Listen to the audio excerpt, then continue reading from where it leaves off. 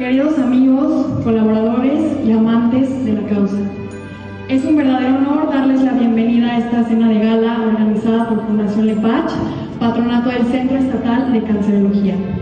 Esta noche nos reúne una causa que resplandece en nuestros corazones: compartir luz y esperanza con quienes más lo necesitan. Gracias de corazón a cada uno de ustedes por su presencia.